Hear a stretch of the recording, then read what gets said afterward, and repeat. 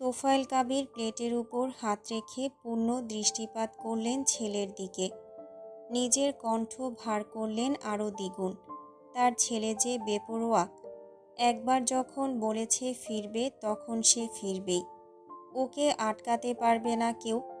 অনেক কথার সিদ্ধান্ত প্রকাশ মনে জমিয়ে রেখেছেন তিনি। সঠিক সুযোগের অভাবে কিছুই বলা হয়ে ওঠেনি। আর এই ছেলে তো কোনোদিন এসবে গুরুত্ব দেবে না, তাও জানা আছে। মুখের খাবারটুকু গলা দিয়ে কোনো রকমে নামিয়ে কাঠস্বরে বললেন তিনি, বিয়ের পর যাবে যাও, কোথায় যাবে যাও, বাধা দিয়ে লাভ নেই তোমায়, বাধাও দেব না আমি। তবে যাওয়ার আগে জোরপূর্বক চাপিয়ে দেওয়া একটা বিয়ের সম্পর্ককে ভেঙে দিয়ে তবেই যাবে। আদ্র আইনিভাবে ডিভোর্সের সব ব্যবস্থা করবে। কাগজপত্র আগামী 2 দিনের মধ্যে তৈরি করবে। 2 দিন পর বিয়ে। অতঃপর তোমার ভাই চলে যাবে দেশ ছেড়ে। যাওয়ার আগে যেন মেঘা মামুনিকে মুক্ত করে দিয়ে যায় সে। যা যা ব্যবস্থা করার সব করবে। বিয়েটা কোনো ছেলে খেলা নয়, ছেলে খেলায় বিয়েটা হয়নি। আন্নার স্বাভাবিকভাবে হয়েছে। স্বাভাবিক নেই এই সম্পর্ক। এই অস্বাভাবিক সম্পর্কের কোনো মূল্য নেই। মূল্যহীন কোনো কিছুতে আটকে থাকবে না মেঘা। ওর লাইফ আছে, আর মুক্তি নিয়ে ওর লাইফ লিড করবে। কোনো ঝামেলা যেন না হয়।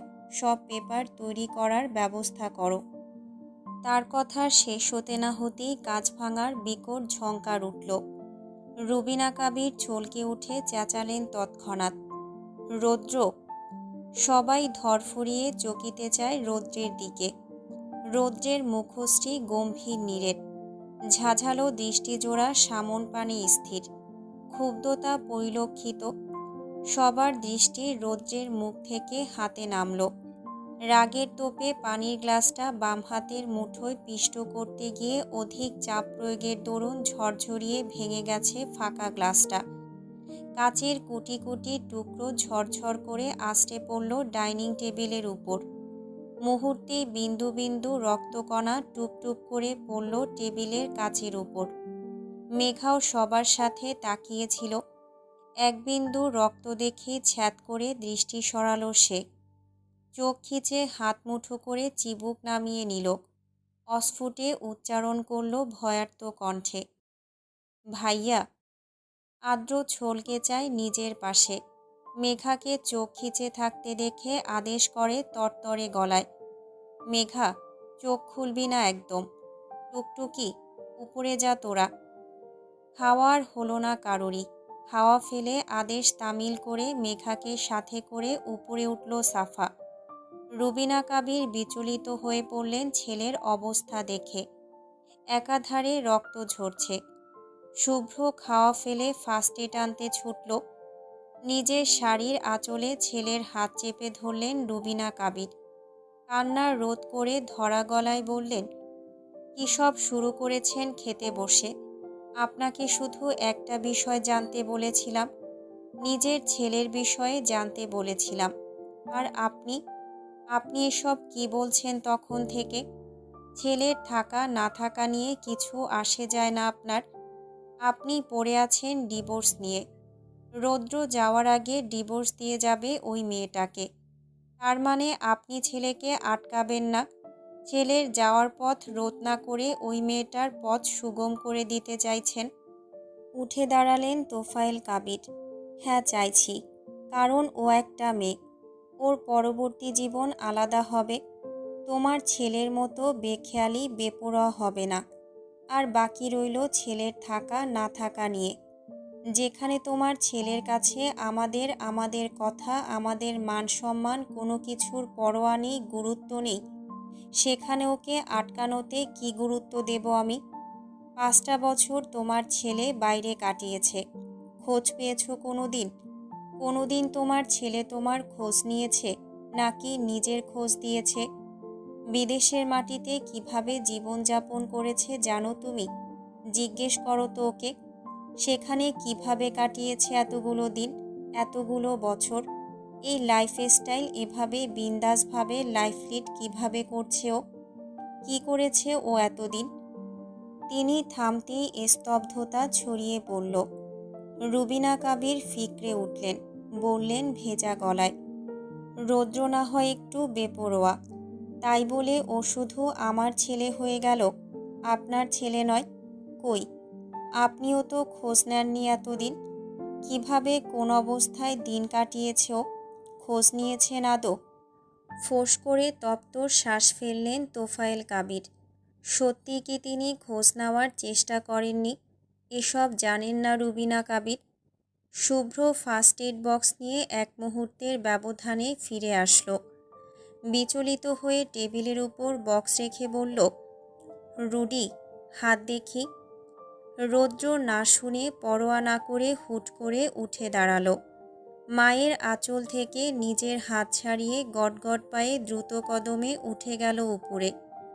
রুবিনা কাবির, শুভ্র, তৌসিফ কাবির উভয়ই ডাকলেন, তবে গায়ে লাগালো না রৌদ্র। তোফায়েল কাবিরও দমলেন না, খাওয়া ফেলে বেসিনের দিকে এগোলেন তিনি। বাকিরা নির্বিকারত্ব বজায় রাখল। এই বিষয়ে কারোরই কিছু বলার নেই। দুপুরের খাবারটা কারোরই খাওয়া হয়নি শান্তি মতো। এখন বিকেল গড়িয়েছে, বাড়ি সাজাতে লোক এসেছে, ক্লিনিং করা হয়েছে পুরো বাড়ি, মেহমান এসেছেন টুকটাক। শাহিনা কাবিরের বাপের বাড়ি থেকে এসেছেন অনেকে, তবুও বাড়িটা ভর্তি নয়। বিয়েবাড়ির সমাগমের তুলনায় ফাঁকাই বলা চলে। বাদবাকি মেহমান আসলে পরিপূর্ণ হবে, বিয়েবাড়ির সমাগম বাড়বে তখন। ক্লিনিংয়ের লোকেরা চলে যেতেই মেঘা নিচে নামল। ড্রয়িং রুমে অনেকেই উপস্থিত, প্রায় সব মুখ মেঘার চেনা। এই 5 বছরে এই বাড়িতে থাকার দরুন অনেকবার এই মুখগুলোকে দেখেছে সে। টুকটুকির নানু বাড়ির সবাই এসেছে। মেঘা নিচে নামতেই সবাই চকিতে তাকালো ওর দিকে। টুকটুকির মামি আন্তারা বেগম মেঘাকে দেখে স্বভাবসুলভ হাসলেন। খাতির দেখিয়ে নিজে থেকেই বললেন, আরে মেঘা, ভালো আছো? হাসার চেষ্টা করে মেঘা, উত্তর করে নরম বিনয়ী কণ্ঠে, জি মামি, আপনারা? এই তো আছি, ভালো না থাকলে বিয়ের 2 দিন আগে আসতে পারি। এবার মুখ খুলে বসলেন ভদ্র মহিলা। শাহিনা কাবির, রুবিনা কাবির ডাইনিংয়ের কাছে। আন্তারা বেগম গলা বাড়িয়ে বললেন আকপিচ না ভেবেই, শুনেছি রৌদ্র এসেছে, কোথায় ও? এসেছি থেকে তো দেখলাম না। স্বাভাবিক প্রশ্ন ধরেই উত্তর করলেন রুবিনা কাবির, ও বেরিয়েছে একটু। তা মেঘা, এতগুলো বছর পর রৌদ্রকে দেখে কেমন লাগছে? সেই তো তোমাকে বিয়ে করেই পাড়ি জমিয়েছিল ওই ছেলে। 5 বছর পেরোলো বোধহয়। এত বছর শ্বশুর শাশুড়ির অধীনে ছিলে, এখন তো স্বামী এসেছে। সম্পর্কটা কি এগোবে এবার? তোমাদের মাঝে সব ঠিকঠাক তো? শাহিনা কাবির মেঘাকে এক পলক দেখে আন্তারা বেগমকে আটকালেন আরও কিছু বলার আগেই। ভাবি, কি বলছো বলো তো? এখন কি এসব কথা বলার সময়? মেঘা, কি হয়েছে, নিচে নামলি কেন? কিছু প্রয়োজন? মেঘা মলিন মুখে এগোয় সব উপেক্ষা করে। শাহিনা কাবিরের কাছ ঘেঁষে কণ্ঠ খাদে নামিয়ে ভেজা গলায় বলে, আমার চেনটা খুঁজে পাওয়া যায়নি মনি। ক্লিনাররা তো চলে গেছে, পায়নি তারাও। শাহিনা কাবির মেঘার মুখের উপর আলতো হাত ছুঁয়ে বললেন, এখনও এটা নিয়ে মন খারাপ করে বসে আছিস? তার মানে খুঁজে পাওয়া যায়নি? যায়নি, তবে যাবে না তা তো নয়। কোথায় ফেলেছিস কে জানে, এতদিন হারালি না, এখন হঠাৎ হারালো তো হারালো, আর খুঁজেই পাওয়া যাচ্ছে না। এখন এই বিয়ের হাঙ্গামায় কোথায় খুঁজব বল? পুরো বাড়ি তো দেখা হয়েছে, পাওয়া যায়নি। তুইও এটা নিয়ে মন খারাপ করে বসে আছিস। এখন কি করব আমি? মেঘা মলিন হাসল, বলল বিষণ্ণ হয়ে, কিছুই করতে হবে না মনি, আর খুঁজতেও হবে না। পাশ থেকে রুবিনা কাবির শক্ত কণ্ঠে বললেন, ওকে বলে দাও আপা, আদ্রের বাবা নতুন একটা চেন গড়াতে দিয়েছেন ওর জন্য। আমাদের বাড়িতে যেহেতু হারিয়েছে, দায় তো আমাদেরই। একটা চেনই তো হারিয়েছে, এটা নিয়ে অত মুখ কালো করে থাকার কি আছে? একটা চেনই ছিল মামনি, ওই একটাই ছিল আমার মায়ের স্মৃতি। মাকে তো পাইনি আমি, তার স্মৃতি পেয়েছিলাম। ওটাও নেই এখন। জানো, আমার কাছে কিছুই থাকে না কখনো, সব শুধু হারায়। হারানোর শূন্যতায় একটু তো খারাপ লাগবে। আর কি যেন বললে, বাবা চেন গড়াতে দিয়েছে কেন? আমার জন্য? ওসব আমার লাগবে না। একটা শূন্যতা আরেকটাই পূর্ণ হয় না মামনি। তোমরা কাজ করো, আমার জিনিস নিয়ে আর ভাবতে হবে না তোমাদের। মেঘা পিছু ফিরে সিঁড়ির দিকে পা বাড়ালো। দূরে যেতেই ধমকানোর মতো করে রুবিনা কাবিরের উদ্দেশ্যে চাপা স্বরে বললেন শাহিনা কাবির, তুই সব সময় মেয়েটার সাথে এমন কড়া গলায় কথা বলিস কেন? হ্যাঁ, কণ্ঠ নরম হয় না? জানিসই তো, ওই চেনটা ওর মায়ের শেষ স্মৃতি ছিল।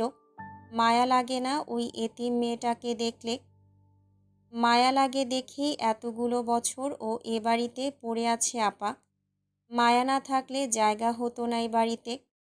ও এমনি এমনি পড়ে নেই, পড়ে থাকার মূল্য দিয়ে তবেই পড়ে আছে। বিনামূল্যে জায়গা দিসনি ওকে, তোর ছেলের বউ হওয়ারও কোনো সুবিধা দিসনি। আর না ও কোনো সুযোগ নিয়েছে। সব সময় এভাবে ছোট করে কথা বলবি না ওর সাথে। সন্ধ্যায় ছাদে উঠেছে মেঘা, সাফা আর সাফার মামাতো বোন সাবা। সাবার বয়স হবে 17, এবার ইন্টার ফার্স্ট ইয়ারে পড়ছে। সামনে ফাইনাল পরীক্ষা। পরীক্ষা ফেলে বিয়ে খেতে এসেছে ও। শুভ্রের বিয়ের জন্য মেঘা আর সাফা কত শখ করে নাচ তুলেছিল। এখন মেঘা ম্রিয়মাণে সবটা ঘোলাটে হয়ে গেছে। তার উপর সাফার পা ভাঙা, পুরোপুরি ঠিক হয়নি এখনো। এই পায়ে ধেই ধেই করে নাচতে পারবে না সে। মেঘাকে ছাড়া একা একা উৎসাহও পাচ্ছে না। মেঘাও বিমর্ষ হয়ে গুটিয়ে আছে। এতদিনের সব প্ল্যান আশা আকাঙ্ক্ষায় বালিচাপা পড়েছে। কাল হলুদের অনুষ্ঠান হবে, জাঁকজমকতা। গার্ডেনে ভেন্যু সাজানো হচ্ছে, ডেকোরেশনের কাজ চলছে সেখানে। মেঘা রেলিংয়ের ধার ঘেঁষে দাঁড়িয়ে একদৃষ্টে নিচে তাকিয়ে আছে। সাফা গান চালিয়ে আগে শিখে রাখা নাচগুলো মলিন চোখে দেখল একটু। ইস, এই নাচগুলো কত কষ্টে আয়ত্ত করেছিল, এখন আর নাচতে পারবে না সে। ক্ষণে ক্ষণে গাল ফুলিয়ে নাক টানছে সাফা। মেঘা মনোযোগ দেয়নি ওদিকে। সাফা ফোন থেকে দৃষ্টি সরালো। মেঘাকে এমন বিষণ্ণ চিত্তে দেখেও শান্তি মিলছে না কিছুতেই। খচখচ লাগছে সর্বদা। না পারছে আনন্দ করতে, আর না পারছে এই মেয়ের মনে আনন্দ জাগাতে। শেষমেশ ফোন ছেড়ে মেঘার দিকে এগোলো সে। ওকে পেছন থেকে আলতো করে স্নেহাবেষ্টন করে বলল, মেঘা, আমার না তোকে এভাবে দেখে একটু ভালো লাগছে না। হাসবি না তুই? কাল থেকে তোকে এমন উদাস দেখছি, আর ভালো লাগছে না। প্লিজ মেঘা, এবার একটু হাস। আমাদের সাথে বিয়েটা এনজয় কর। সেই কতদিন ধরে ভাইয়ার বিয়ের অপেক্ষায় আছি। এখনই কারেন্ট মোমেন্টে এসে সব কিছুতে জল ঢেলে দিবি? আমি তো অর্ধেক জল ঢেলেছি, বাকিটা তুই উপুট করে ঢেলে দিচ্ছিস। বিয়েটা কেমন মরা মরা লাগছে। একটু তরতাজা এনজয় না হলে চলে? তুই এনজয় কর। তোকে ছাড়া ভালো লাগছে না আমার, কান্না পাচ্ছে আমার, বিশ্বাস কর। এই মেঘা, এবার একটু নর্মাল হ। মা আমার, আমার পা ঠিক থাকলে তোকে এতক্ষণে নাচিয়ে ছাড়তাম, কিন্তু আমি তো ঠিক নেই। নিজে নাচতে পারবো না, তোকে কি করে নাচাবো? মেঘা মৃদু হাসল। সাফা চট করে হেসে বলল, এই তো, তুই হাসলে আদ্র ভাইয়া যেন কি বলে, একদম আমার মেঘ বুড়ি। চল আদ্র ভাইয়ার মেঘ বুড়ি, এবার নাচের স্টেপগুলো শেষবারের মতো মিলিয়ে নে। কালকে পারফর্ম করতে হবে তো। তুই নাচবি? পায়ের অবস্থা তো ভালো হয়নি এখনো, পারফর্ম করতে পারবি? আমি বাদ, তুই তো আছিস। আমি একা? আচ্ছা, আদ্র ভাইয়া কোথায়? বেরিয়েছে বোধহয়। মেল পার্টনার লাগবে, বুঝলি? তুইও তো নেই। ভাইয়াকেই নাচাবো কাল। সাফা চোখ বড় করে চমকে বলল, এহ ভাইয়া, আর নাচ হয়েছে। এসব চিন্তা বাদ দে। শুধুমাত্র বাড়ির ছেলে হলে আলাদা ব্যাপার ছিল, কিন্তু প্রফেসর আদ্রিয়ান কাবির আদ্র, সে কিনা নাচবে? সিরিয়াসলি? ভাইয়াকে চিনিস না? ওই মহাশয়ের রূপ এক একবার এক এক রকম, তবে নাচুনি রূপ তার ডিকশনারিতে আছে বলে তো মনে হয় না আমার। ভাইয়ার কথা ছাড়। ছাড়বো না। ভাইয়াকে নাচিয়ে তবেই ছাড়বো। Are you sure? 100%। বাজি লাগাবি? চল বাজি লাগাই। আচ্ছা। আদ্র ভাইয়াকে যদি নাচাতে পারি তাহলে আগামী 1 সপ্তাহ তুই চকলেট ছুঁয়েও দেখতে পারবি না। ওকে। আর যদি হেরে যাস তাহলে আগামী 1 সপ্তাহ আমাকে আনলিমিটেড চকলেট খাওয়াতে হবে। আনলিমিটেড মানে আনলিমিটেড, যত খুশি তত। বাধাও দিতে পারবি না বলে রাখলাম। ওকে ডান। সাবা সাক্ষী। রাতটুকু পেরিয়েছে কোনো রকমে। এই রাতে রৌদ্র বাড়ি ফেরেনি। সেই দুপুরের পর ঘর থেকে নেমেই বেরিয়ে গেছে, আর ফেরেনি। ফোন বন্ধ, খোঁজ পাওয়া যায়নি। বিয়ে বাড়িতে ছেলেকে নিয়ে মন খুলে হুতাশ করতেও পারছেন না রুবিনা কাবির। তিনি ব্যতীত কেউই তেমন চিন্তায় নেই, কেননা রৌদ্রকে সবার চেনা।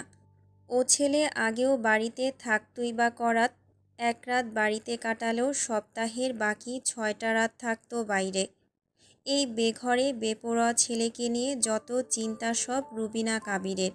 মা তো, মায়ের মনে সর্বদাই খচখচানি রয়ে যায়। আজ এই দিনটায় সকলের ব্যস্ততা, শত পেরেশানি। আজ ছোটাছুটি শুরু হয়েছে এদিক ওদিক। বিকেলের দিকে কিছু ঝামেলা চুকিয়ে ফ্রেশ হয়ে নিল আদ্র। নিচে নেমে রুবিনা কাবিরকে খুঁজে পাওয়া গেল না। তাকে খুঁজতে খুঁজতে ঘরে উঠল আবার। বাবা মায়ের দরজায় টোকা মেরে ঘরে ঢুকল। আলমারি থেকে কাপড় বের করছেন রুবিনা কাবির, মুখ কালো তার। আদ্র এগিয়ে বলল, আম্মু তুমি রুমে, আর আমি তোমাকে খুঁজে বেড়াচ্ছি। ঝাই করে বললেন রুবিনা কাবির, কি দরকার আমার সাথে? আম্মুর কণ্ঠ তিরিক্ষে দেখে কপাল কুঁচকায় আদ্র। শুধুই কারণ। কি হয়েছে আম্মু? কি আর হবে, এ বাড়িতে আমিই তো আলাদা, আমার চিন্তাধারা আলাদা। কারোর যাকে নিয়ে কোনো চিন্তা নেই, মাথা ব্যথা নেই, তাকে ঘিরেই আমার সব চিন্তা। কাল থেকে যে রৌদ্র বাড়ি ফেরেনি, এ বাড়ির কারোর খেয়াল আছে? বিয়েতে মজেছে সকলে। আমার ছেলেটা বাড়িতে নেই, ফোন বন্ধ, কোথায় আছে না আছে কারোর জানার বিন্দুমাত্র চেষ্টা নেই। কোনো চিন্তা নেই আমার ছেলেকে নিয়ে। আমি তো মা, সবার মতো কই হতে পারলাম আমি? ঠিকই তো ওর চিন্তা কুরে কুরে খাচ্ছে আমায়। আদ্র দীর্ঘশ্বাস ফেলে। এটাই ধারণা ছিল ওর। এজন্যই পরিস্থিতি বোঝার তাগিদে রুবিনা কাবিরকে খুঁজছিল সে। আদ্র এগিয়ে এসে আম্মুকে টেনে খাটে বসালো। নিজে বসলো সামনাসামনি। আম্মুর হাত দুটো ধরে বোঝানোর স্বরে বলল, তুমি রুডিকে চেনো না? ও কেমন জানো না? আজ নতুন দেখছো ওকে, নাকি নতুন করে আবিষ্কার করছো? রৌদ্র বদলেছে। কোথায় বদলেছে? বদলেছে তো, শুধু বদল দেখাচ্ছে না। ওই মেয়েটা যদি এ বাড়িতে না থাকতো তাহলে এত সব কিছু হতোই না। যা হচ্ছে সব ওর জন্যই হচ্ছে। ওর জন্য রৌদ্র থাকছে না এ বাড়িতে, আর ওর জন্যই আবার ফিরে যাবে রৌদ্র। ও না থাকলে আর ফিরতো না, কিচ্ছু হতো না এসব। এখন মেঘকে জড়াচ্ছ কেন? জড়াবো না তো কি? ওই মেয়েকেই মাথায় তুলে রেখেছি সকলে, আর আমার ছেলেকে পায়ে ঠেলছিস ওর জন্য। ওকে দেখলেই রৌদ্র রেগে যায়। ওকে কিন্তু রুডি এনে ফেলেছিল, তাই বলে এখন ওকে আটকে রাখবি তোরা? ওকে তাড়িয়ে দে না এ বাড়ি থেকে, যেতে দে ওকে। চলে তো যাবি, তাহলে সময় নষ্ট করছিস কেন? পাঠিয়ে দে ওকে। আর তোর ভাইকে আটকা। কেউ গুরুত্ব দিচ্ছে না এই নিয়ে, শুনছে না আমার কথা। সময় আসেনি এখনো, আর সেও আসেনি ওকে নিতে। সময় আসলে সে এসে নিয়ে যাবে ওকে, তখন তোমার ছেলে কি করে তাই দেখব। আর একটা কথা বলি আম্মু, তোমার ছেলে বদলেছে ঠিকই, বদল দেখাচ্ছে না এটাও ঠিক। ও যতক্ষণ না বদল দেখাচ্ছে ততক্ষণ ওর বদল এই বাড়ির কেউই নজরে নেবে না। তোমার ছেলেকে ধরা দিতে হবে আগে। ধরা পড়ে গেলে ওকে নিয়ে এভাবে চিন্তা করতে হবে না তোমায়। কি ভেবেছো তুমি? আমরা আমরা সবাই অন্ধ, কিছুই বুঝি না? তোমার ছেলে আর আমি এক নাড়িতে যুক্ত ছিলাম। তোমার ছেলেকে আমি হাড়ে হাড়ে চিনি। একটা কথা মিলিয়ে নিও, তোমার ছেলে কোত্থাও যাবে না আর। দেখে নিও, সে যাবে না আর যেতেও দেবে না অন্য কাউকে। নিজের জিনিসের প্রতি আরেকটু টান আসুক, সে নিজেই আটকে যাবে, আর আটকাবেও। তুমি বেকার বেকার চিন্তা করছো, ওকে নিয়ে চিন্তা বাদ দাও। সুতোয় টান পড়লে ও নিজেই চলে আসবে। কাল থেকে তো ফেরেনি, এখন বিকেল গড়িয়েছে। দেখো, হয়তো আসছে তোমার ছেলে। রুবিনা কাবির বেশি গভীরে বুঝলেন না। ঝাপসা চোখে পানি ঝরার আগেই দুই হাতের পিঠে চোখ মুছলেন। আদ্র কিছু একটা ভেবে ঠোঁট কামড়ে হাসল। সন্ধ্যার আধার নেমে আসছে চারদিকে, ঘনীভূত হচ্ছে আশপাশ। আজ বাড়ি ভরপুর। বাকি সব অতিথিদের আগমন ঘটেছে আজ। বিয়ের আমেজে উন্মাতাল কবির ম্যানশন। গার্ডেনে হলুদের জন্য আয়োজন করা হয়েছে।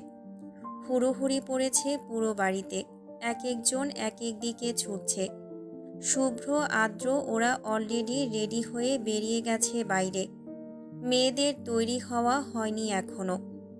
হলুদের জন্য ড্রেস আপে আলাদা থিম ধার্য করা হয়েছিল। মেয়েদের কাঁচা সবুজ রঙের শাড়ি আর শুভ্র ব্যতীত ছেলেদের একই রঙের পাঞ্জাবি। মোটামুটি সবার তৈরি হওয়ার শেষ। টুকটুকির জন্য মেঘা লেট হয়েছে নিচে নামতে।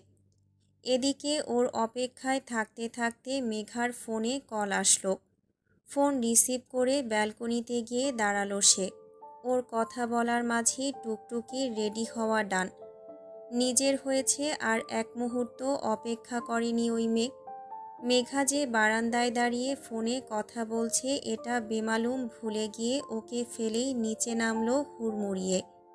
বাড়ির সবাই এখন গার্ডেনে। মেঘার ফোনে কথা শেষ হতে হতেই মিনিট 20 পেরিয়েছে।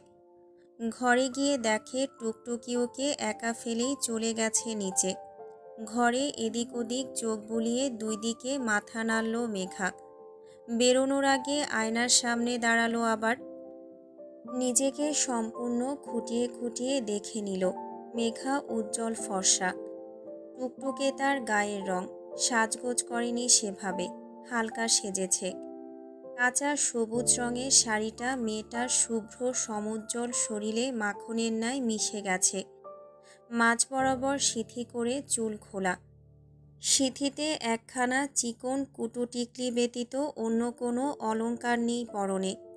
গর্জিয়াসে বেমানান হলেও মেঘার হালকা সাজগোজে এটাই মানানসই।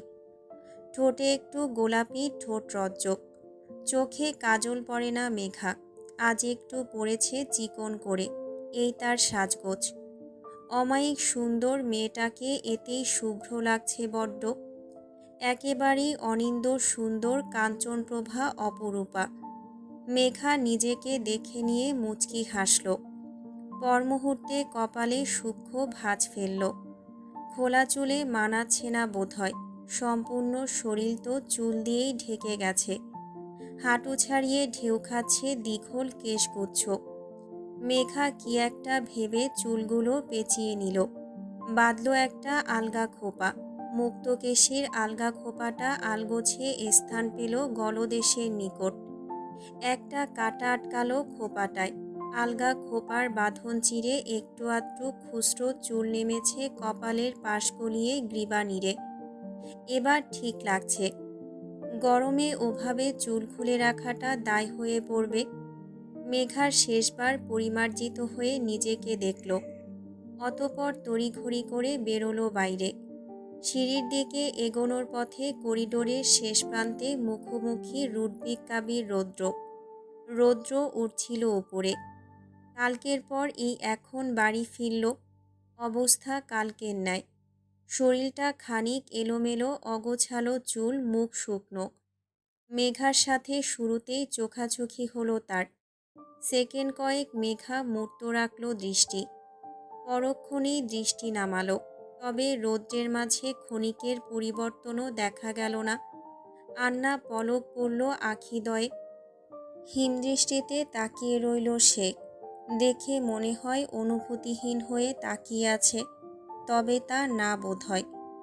আকুল অনুভূতিতে তাকিয়ে আছে একজোড়া স্তব্ধ দৃষ্টি। মেঘা নীরবে পাশ কাটিয়ে পা এগোতে গেলে রৌদ্র ডাকল খানিক। এই শোন। মেঘা দাঁড়ায়, ফিরে চায় লোকটার দিকে। রৌদ্রের চাহনিতে পরিবর্তন নেই। ঘাড় বাঁকিয়ে আবার তাকায় মেঘার দিকে। চেয়ে থেকে সময় পার করে বলে, শাড়ি পরতে কে বলেছে তোকে? মুখ কুঁচকে উত্তর করল মেঘা, কে আবার বলবে? ইচ্ছে হয়েছে তাই পড়েছি। যা ইচ্ছে তাই করবি? করব। রৌদ্র বোধহয় রাগল না।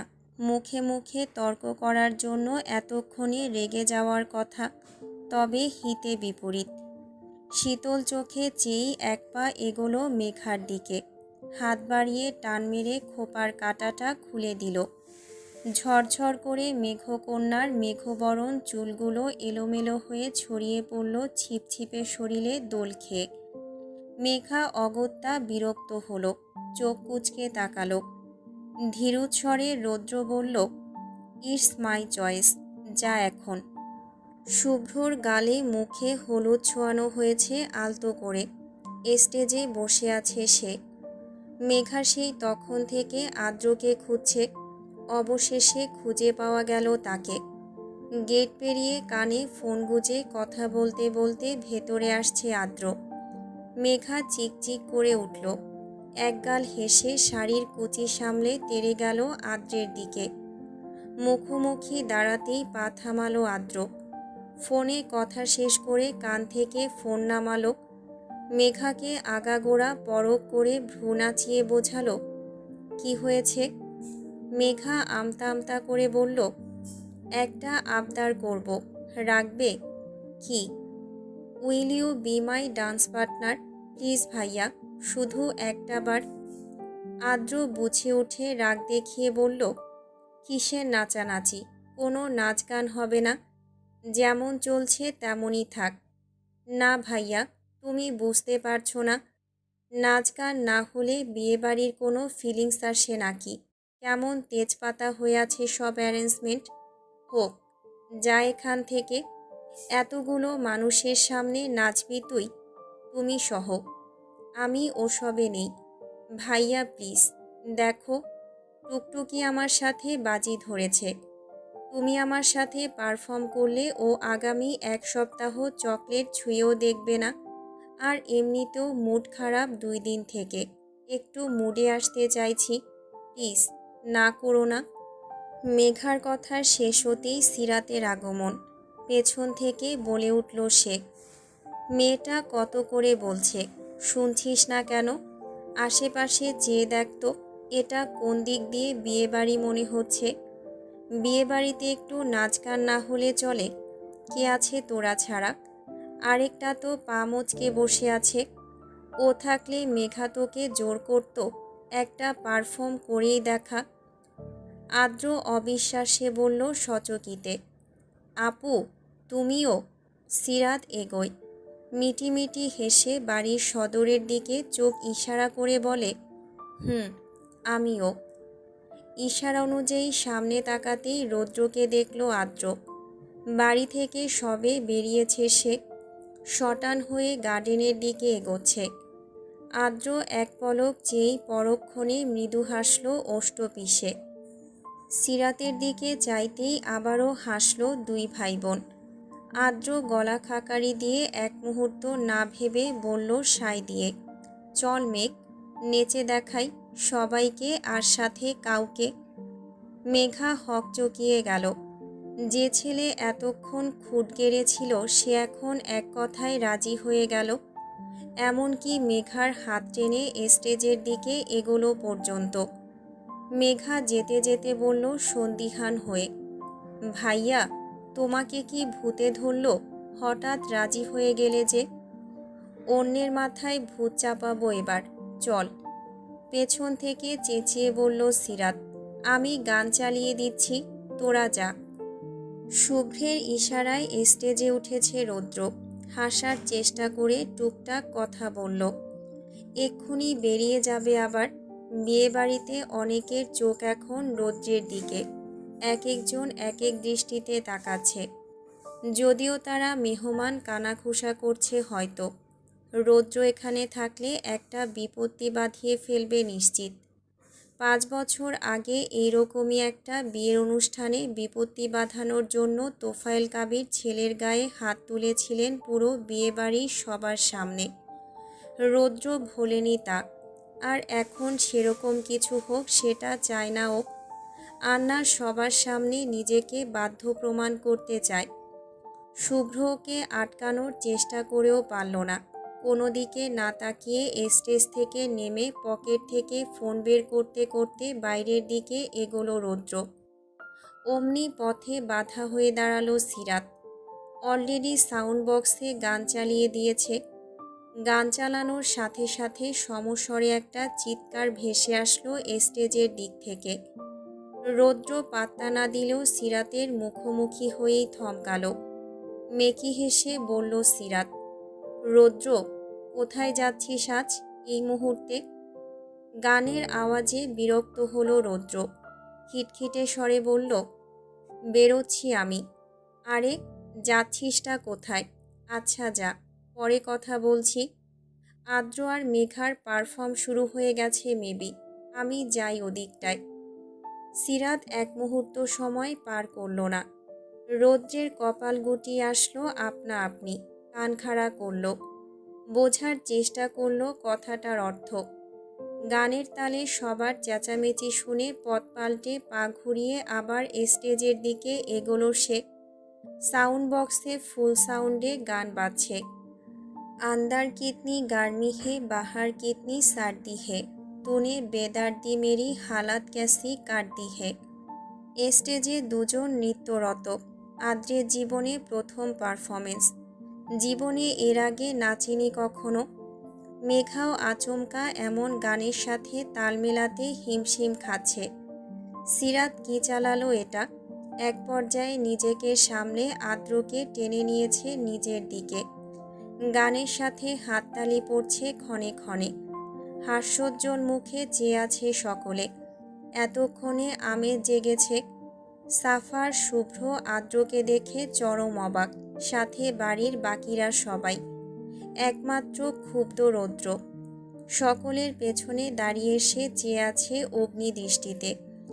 এতক্ষণে মুঠোফোনটার দফারফা হয়ে গেছে হাতের মুঠোয়। নাচের স্টেপের সাথে নিজের ভাই আর মেঘার মুখে উপচে পড়া হাসির ভিড়ে তরতরিয়ে রাগ বাড়ল আরও। শক্ত থেকে শক্ততর হলো চোয়াল। বিড়বিড় করল দন্ত পিষে, ইভারা, I won't spare you idiot. কর্ধে ওষ্ঠ দংশন করে নিজেকে এক মুহূর্ত সামলে নিলেও পরক্ষণে আর পারল না। স্টেপ মেলাতে গিয়ে এক পর্যায়ে আদ্র মেঘার হাত ধরতেই আর সংযত রইল না বেপরোয়া রৌদ্র। চোয়াল খিচে সবাইকে উপেক্ষা করে দম্ভ ভরে পা চালিয়ে তেড়ে গেল স্টেজের দিকে। আদ্র মেঘাকে ঘুরিয়ে আবারও নিজের দখলে নেওয়ার আগেই মেঘাকে টেনে ধরল রৌদ্র। হ্যাচকা টানিয়ে এনে ফেলল আপন সন্নিকটে। মেঘা হুমড়ি খেয়ে রৌদ্রের বুকে এসে আছড়ে পড়ল। নিমিষেই ভরকালো সকলে। আদ্র ঝাড়া মেরে একপাশে দাঁড়ালো। চমকানোর অভিব্যক্তি প্রকাশ করল নিজের মাঝেও। বন্ধ হলো গান। সব থেমে স্তব্ধ হলো পুরো গার্ডেন। মেঘা ভয় গিলে মুখ তুলতেই রৌদ্র কর্ধিত চাপা অনলে ধমকালো, ইউ ইডিয়েট, তেরা হিরো ইধার হে। প্রকম্পিত হয় মেঘা। রৌদ্রকে আকস্মিক এভাবে দেখে ঝটকা খায়। ছ্যাদ করে ওঠে বক্ষস্থল। অগ্নিমূর্তি ধারণ করেছে রৌদ্র, চোয়াল বীভৎস নীরের। এক হাতে মেঘার বাম হাত পেছনে কোমরের সাথে মুচড়ে ধরে অন্য হাতে মেঘার কোমর আঁকড়ে ধরেছে রৌদ্র। মেয়েটাকে লেপ্টে মিশিয়ে ফেলেছে নিজের সাথে। আশপাশ অবলোকনের প্রয়োজন বোধ করল না সে। সবার ড্যাবড্যাবে চাহনি এখন দুজনের দিকে। তৌসিফ কাবির পরিস্থিতি বুঝে গলা ঝেড়ে সরে গেলেন জায়গা ত্যাগ করে। তোফায়েল কাবির ভাগ্যিস এখানে নেই। রুবিনা কাবির অস্ফুটে বললেন আশেপাশে তাকিয়ে, কি হচ্ছেটা কি রৌদ্র? রৌদ্র শুনেও শুনল না। মাথা ঝুঁকিয়ে দৃষ্টি গেড়ে রইল মেঘার দিকে। আগ্নেয়গিরির ন্যায় প্রজ্বলিত দৃষ্টি তার। মেঘা ইঞ্চি পরিমাণ নড়তে পারছে না পিষ্ট হয়ে। ছটফট করতে পারল না সে। ফণাবিহীন ফোঁস করে উঠল শুধু। রৌদ্র ওর দিকে তাকিয়ে এক মুহূর্ত পর সবাইকে অধিক তাজ্জব বানিয়ে হুঙ্কার ছাড়ল, গান থামালে কেন? বাজাও। স্তম্ভিত হলো সকলে। অবিশ্বাস্যে বৃহৎ নয়নে চাইল একাধিক দৃষ্টি। আর্দ্র ওষ্ঠপিসে নেমে আসলো স্টেজ হতে। প্ল্যান মোতাবেক গার্ডেনের উজ্জ্বল কিছু লাইট নিমিষেই নিভে গেল দপ করে। ঝিরিঝিরে একটা ঝাড়বাতির ন্যায় রং বেরঙের ফেরি লাইট জ্বলে উঠল সব আলো নিভতেই। উজ্জ্বল থেকে রঙিন হলো চারপাশ। অস্পষ্ট হয়ে এলো পুরো গার্ডেন। রৌদ্র যেভাবে শক্ত করে মেঘার কোমর জড়িয়ে নিয়েছিল সেই অবস্থার পরিবর্তন আনলো একটু। হাত আলগা করে আলতো করে কোমর পেঁচিয়ে নিল ডান হাতে। তিরতির করে কেঁপে উঠল মেঘা। এবার নড়ে চড়ে উঠল। ছটফট করল দৃষ্টিতে দৃষ্টি রেখে। কি আজব, চোখ সরাতে পারছে না কেন? রৌদ্রের রাগের তোপে রক্তবর্ণ ধারণ করা মাদকীয় দৃষ্টি থেকে শত কষ্টতেও চোখ সরিয়ে নিতে পারল না মেঘা। রৌদ্র এক হাতে ওর কোমর জড়িয়ে খানিকটা উঁচু করল ওকে। শূন্যে ভাসিয়ে পর মুহূর্তে মেঘাকে দাঁড় করালো নিজের দুই পায়ের পিঠের উপর। এর মধ্যে ধীর ধ্বনিতে বেজে উঠল নতুন একটা সুর। গান বাজতেই পরিস্থিতি থমকে গেল আরও বেশি। মেঘার শিউরে উঠে পেছাতে চাইল, পারল না। রৌদ্র আবারও ওকে টেনে নিয়ে খুব কাছাকাছি এনে বুকের সাথে মিশিয়ে দাঁড় করালো। তীব্র অধিকারবোধে আবারও কোমর জড়িয়ে নিল শক্ত করে। মেঘা এবার আর তাকিয়ে থাকতে পারল না। ছটফট হৃদয়ের আলোড়নে এক ঝটকায় নামিয়ে নিল দৃষ্টিযুগল। অমনি ওষ্ঠপুটে দাঁত বসিয়ে ফিসলে হাসল রৌদ্র। মেঘার নির্বিকারত্ব দেখে রৌদ্র নিজেই ওর বাম হাতটা তুলে রাখল নিজের কাঁধের নিকট। অতঃপর নিজের বাম হাতের ব্যান্ডেজ সমেত মেঘার ডান হাতের আঙুলের ভাঁজে নিজের আঙুল চেপে ধরল। গান চলছে কেঁপে কেঁপে মৃদু সাউন্ডে। রৌদ্র মেঘা সমেত পা বাড়িয়ে মৃদুমন্দ মুভমেন্ট করতেই এবার আর স্থির থাকল না মেঘা। ঢোক গিলল প্রথমে। জোরালো হৃদস্পন্দনের বিপরীতে শরীরের কম্পন রুখে নিল খুব কষ্টতে। দাঁত চেপে রাগ প্রকাশ করল রৌদ্রের কাঁধ খামছে। ছাড়ুন অসভ্য লোক, সবাই দেখছে। তন্মধ্যে টাটানো স্বরে ধমকালো রৌদ্র, দেখুক। এতক্ষণ ধরে পরপুরুষের সাথে কোমর দুলিয়ে নাচছিলি, তাতেও দেখছিল সবাই। ফের বেয়াদবির জন্য তোর গাল বরাবর এখন অবধি থাপ্পড় বসায়নি। এটা তোর গুড লাক। কথাটুকু শেষ করেই ঠোঁট চওড়া করল সে। আচানক চটপটে পদক্ষেপে মিউজিকের সাথে তাল মিলিয়ে মেঘাকে ঘুরিয়ে স্পিন করে নিজের থেকে ছাড়িয়ে দূরত্ব বাড়ালো। মেঘা মাথা চড়কে হকচকিয়ে যাওয়া মাত্রই আবারও এক ঝটকায় কবজিতে টান মেরে ওকে এনে ফেলল নিজের বুকের মাঝে। ফের আগের ন্যায় কোমর জড়িয়ে মৃদুমন্দ মিউজিকে তাল মেলাতে লাগলো নিজে থেকেই। মেঘা আহাম্মক তাজ্জব। এতগুলো লোকের ভিড়ে রৌদ্রের সাথে এভাবে নিজেকে আবিষ্কার করতেই বক্ষস্থল কেঁপে উঠল। নমনীয় হৃদযন্ত্রে শুরু হলো তোলপাড়।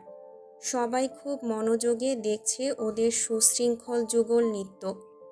বাতাস বইছে একটু আধটু। মেঘার হাঁটু ছড়ানো চুলগুলো উঠছে অবাধ্যভাবে। রৌদ্রের গরম শ্বাস নিজের উপর অনুভব করছে সে। শক্তি খুইয়ে আসছে আপনা আপনি। কণ্ঠনালীতে কথা ফুটছে না। শাড়ির ভাঁজে গড়বড় অনুভব হতেই সম্বিতে ফিরল মেঘা। কুচি নেমে গেছে নিচের দিকে, পায়ের সাথে জড়িয়ে যাচ্ছে। হতচকিতে উচ্চারণ করল মেয়েটা, আমার আমার শাড়িতে প্রবলেম হচ্ছে, ছাড়ুন প্লিজ। হোক প্রবলেম, এতক্ষণ প্রবলেম হয়নি, এখন আমার দ্বারে সেই প্রবলেম শুরু হয়ে গেল। রৌদ্রের জিদ্দি স্বরে মিনমিন করল মেঘা, সত্যিই বলছি, কুচি খুলে যাচ্ছে, অকওয়ার্ড সিচুয়েশনে পড়ে যাব, এক্ষুনি ঠিক করতে হবে। রৌদ্র নির্বিকার। মেঘাকে রাউন্ড করে ঘুরিয়ে পিছনের দিকে ঝুঁকিয়ে দিল সে। পরক্ষণে আবার আগলে নিল, চোখ জোড়া এখনো জ্বলন্ত। মেঘা বেশি সমস্যা অনুভব করে এবার আকুতির স্বরে বিড়বিড় করল, রৌদ্র প্লিজ, কুচি এলোমেলো হয়ে গেছে আমার, শাড়ি খুলে যাবে, সবাই দেখছে, আই ফিল আনকমফোর্টেবল, প্লিজ ছেড়ে দিন, আমি রুমে যাব। তৎক্ষণাৎ থমকায় রৌদ্র, থমকায় বেপরোয়া হৃদস্পন্দন, জ্বলন্ত দৃষ্টি যুগল। মেঘার মিনতি ভরা দৃষ্টিজোড়ার দিকে তাকায় অদ্ভুতভাবে, শুধুই আচমকায়। কি বললি? আমি রুমে যাব, ছেড়ে দিন প্লিজ। তার আগে কি বললি? কুচি এলোমেলো হয়ে গেছে। ইডিয়েট, থাপ্পড় খাবি। আমাকে কি বলে ডাকলি? মিনমিন করে মেঘা। রৌদ্র। আবার বল। রৌদ্র। রৌদ্র চোখ বুজে নেয়, ঝুঁকে এসে বলে ঢোক গিলে, এবার বল। রৌদ্র প্লিজ, আমাকে এখান থেকে নিয়ে চলুন। মেঘা এবার বিরক্ত হলো। এতক্ষণ সবার সম্মুখে স্বাভাবিক থাকার চেষ্টা করলেও আর পারল না। দাঁত খিঁচুনি দিয়ে রৌদ্রকে দুই হাতে ঠেলার কসরত করল। সহসা হিসিয়ে বলল রৌদ্র, বিলিভ মি, এভাবে একবার বলে দেখ, আই প্রমিস, এক মুহূর্ত অপেক্ষা করব না, তোকে আমি নিজেই নিয়ে যাব এখান থেকে। বরফের ন্যায় ঠান্ডার ধারালোতার স্বর, বিপরীতে তরতরে স্বরে গর্জালো মেঘা, রাইনো মুখ, ছাড়ুন আমায়, অনেকক্ষণ ধরে সহ্য করছি। অসভ্যতাম শুরু করেছেন সবার সামনে, তামাশা বন্ধ করুন, দূরে সরুন আমার থেকে। রৌদ্র চিবিয়ে বলল প্রত্যুত্তরে, ইডিয়েট, অসভ্যতা আমি করছি? তুই পরপুরুষের সাথে নেচে বেরিয়ে সভ্যতা দেখাচ্ছিস আমায়? ঘরে চল এবার, কত নাচতে পারিস আমিও দেখব আজ, লেটস গো সানি। মেঘাকে ছাড়ল জড়ানো থেকে, চেপে ধরল বাম হাতের কবজি। হিড়হিড়িয়ে টানতে গেলে পায়ে কুচি জড়িয়ে সম্পূর্ণ কুচিটাই খুলে এলো। ধক করে উঠল মেঘা, দ্রুত অন্য হাতে কুচির মাথা চেপে ধরল উদরের সাথে। বাম হাত ছাড়াতে ঝটকা মারল। ভরকানো গলায় তেতে উঠল এবেলায়, আর ইউ ম্যাট, ছাড়ুন আমায়, সহজ কথা বোঝেন না কেন আপনি? পরিস্থিতি আচমকা বদলে যেতেই গান থামল আবার। আলোগুলো জ্বলে উঠল পুনরায়। হকচকিয়ে গেল সকলে। রৌদ্র পিছু ফিরে তাকাতেই মেঘার অবস্থা বুঝতে বাকি রইল না। শাড়ি পুরো এলোমেলো এতক্ষণে, পাতলা আঁচল ভেদে ফর্সা উদর আধো লক্ষণীয়। এতগুলো লোকের সামনে মেঘারই এলোমেলো দশা দেখে কিরমির করে রৌদ্র। পিছিয়ে হুট করে মেঘাকে পাজা কোলে করে তুলে নিল সে। কুচি চেপে ধরেই ভ্যাবাচাকা খায় মেঘা। আপনা আপনি অপর হাত উঠে যায় রৌদ্রের কাঁধ জড়িয়ে। নড়ে চড়ে আশপাশ আর চোখে নজরে নিয়ে বলে, লিমিট ক্রস করে ফেলছেন এবার, নামিয়ে দিন আমায়। শাট আপ ইডিয়েট, আর একটা কথা বললে ঠোঁট সেলাই করে দেব তোর। পা বাড়াতেই ছটফট করে হাত পা ছোড়াছুড়ি করে চেঁচালো মেঘা, ভাইয়া, এই রাইনো মুখোটাকে আটকাও।